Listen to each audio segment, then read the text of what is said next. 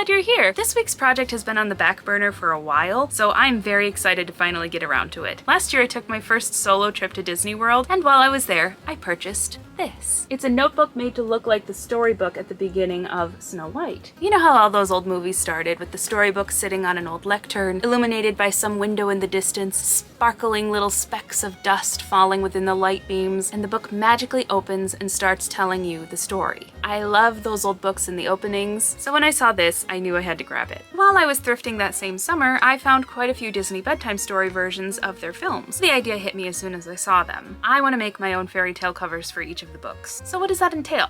Well, let's look at Snow White. It has a cartoonish scene of all of the characters, and the art is of course lovely because it's Disney characters, Disney art. This looks more like something you would find in a cottage in the middle of the woods, read it, and suddenly be transported inside of the story. And that's the vibe we're going for. So to accomplish this, I had to look at how they decorated this journal. The way this journal is made, it seems to just be a hardcover journal, and all of the three-dimensional features are a plastic plate that is glued on top of it, including on the spine and on the back. Now there are gaps between the plates of the spine and the front so that you can still open it and give it room to move. Writing in this is not the easiest task. It only opens that far. She may not be functional, but she is very pretty. So what I'm going to do to hopefully achieve the same look on these books is I'm going to glue a fabric cover onto the hardcover, and with some epoxy sculpt a plate onto the front and the spine. I'm not going to do the back because I want them to be able to lay flat. Now, I said I was using epoxy sculpt to make the plates on the front. I've never used epoxy sculpt before. When it comes to this, I have no idea what I'm doing, but I'm gonna do it anyway. To help make sure nothing goes wrong, I'm going to sketch out my plans first, so let's go do that.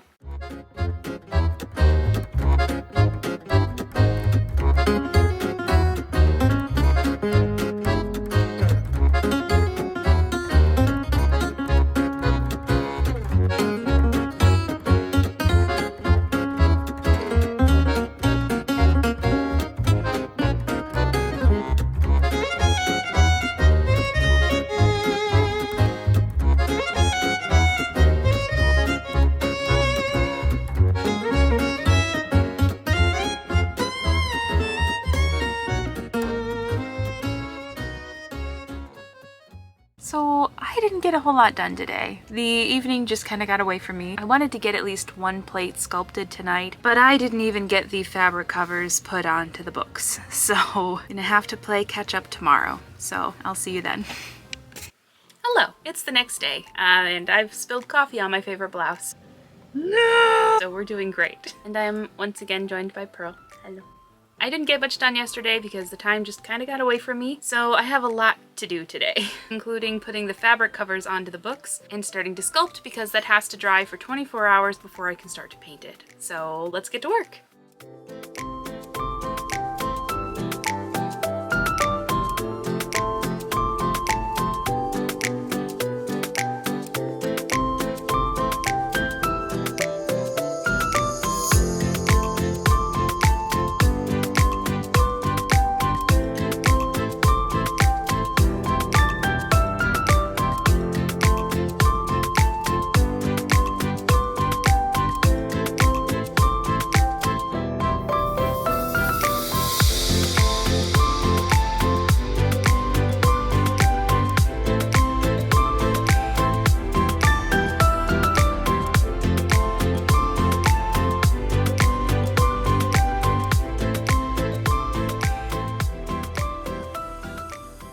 All of the books have their fabric covers on. The Little Mermaid one is a little rough. Really struggled with the hot glue on that book, but it doesn't matter because the cover is going to be covered with the epoxy clay, which brings us to the scary part of this project, using the epoxy clay for the first time. I am not a master of precision. I fly first class by the seat of my pants. There's part A and part B, and when you mix them in equal parts together, they will harden. So I have to get the measurements correct because if they are not equal, it won't harden, which will be a big mess. So I'm going to bring out my package scale and I'm going to measure the parts that I dole out, and hopefully I will be able to make an equally mixed epoxy clay to work with on the book covers. So here we go.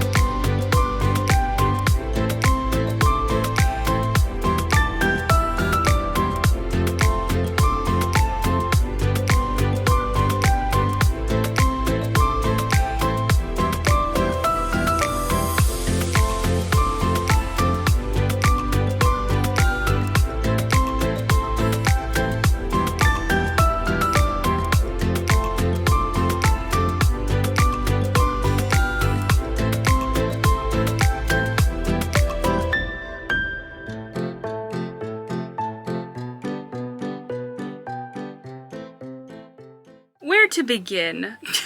So many mistakes were made. I'm really glad I started with this one because it looks rough and I was going to add texture to make it look like sand. So it's okay that it looks a little rough. I did that on purpose. What I did not do on purpose is do it so sloppily that it's only half covered. I massively underestimated the amount of epoxy clay I would need for all of these books. I spilled my water, so everything is soaked. The book itself is soaked. Which I'm also gonna say, not as bad for this book. It could look like it washed up. Died and now I'm plugged in. What mistake did I leave off on? Oh, the water. The pages are now going to be wiggly from soaking up so much water. I think it's okay that this one is the one that is a little messy. I don't know if I'm going to continue with the epoxy clay on the Little Mermaid book. If I do, it will be with gloves and it will be just with whatever is left. It did not spread very easily. It didn't mold very easily. I found it personally very difficult to work with. This is a mess. It's a literal mess. My workspace is, there's just epoxy clay and water everywhere. And the template, the paper template, because it was so wet, stuck to the clay, only came up partially. So there's paper on the cover that I can't get off because it's wet and it's just one with the clay now. I can't. Oh, this was a good learning experience is what this was. I've learned that this was a bad way to do this. So I'm gonna have to get a little more creative with how I do the other two, but I'm not putting that epoxy clay on the other books. I wonder, for people who have used it before, maybe that was a dumb idea from the beginning. I've never used this before. I thought it would just be like sculpting with polymer clay, and that was not the case. So lesson learned. I'm gonna go eat dinner and then I'll be back to hopefully fix my horrendous mistake. All right, I'm back and time to figure out what kind of problem solving can be done here. I love that I thought this was going to be so easy. Yeah, okay. I don't even know what to do with this. I don't even know what to do with this. I thought I had more time to mess with this, but apparently I don't. This is what we're working with. Paper that got stuck, the piece that got ripped up with the paper. That is a heavy cover. I was okay with it being heavy. I liked a heavy... What are you doing? Go lie down. I have to face my mistakes. I can't have you on my lap right now. No, my love, no. So yeah, I'm thinking of just using polymer clay, which I'm way more familiar with, or foam clay, which I'm also way more familiar with, to make the accents and just gluing them onto the front when they're done. In fact, that's probably what I am going to do.